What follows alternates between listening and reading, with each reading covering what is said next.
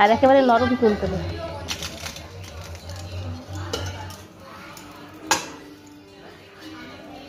দেখুন কতটা সফট। এই যে মেহেক কিচেনে আপনাদের সবাইকে স্বাগত। এই কনকনানি শীতের আরও আমেজটাকে বাড়ানোর জন্য আজকে আপনাদের আমি দুধ চিতই পিঠা বানিয়ে দেখাবো, যেটা হয় খুবই সুস্বাদু। ছোটো থেকে বড় সবাই খুব বেশি পছন্দ করবে, মানে যারা খেয়েছে তারাই জানে যেটা কতটা সুস্বাদু হয় খেতে। বানানো খুবই সহজ। আসুন তাহলে দেখে নেন আমি কীভাবে এই দুধ চিতই পিঠাটা বানাচ্ছি। দুধ চিতই পিঠা বানানোর জন্য এখানে আমি 1 বাটি শুকনো চালের আটা নিয়েছি, আর এটা হচ্ছে আতপ চালের আটা।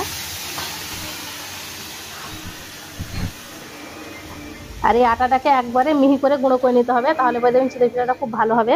আর যারা কোনোদিনও চিতই পিঠা করতে পারেননি, আমার রেসিপিটা দেখে করবেন, দেখবেন সহজেই পেরে যাবেন। তাই প্রথম থেকে শেষ পর্যন্ত দেখবেন, একটু স্কিপ করবেন না, তাহলে পরে বুঝতে পারবেন।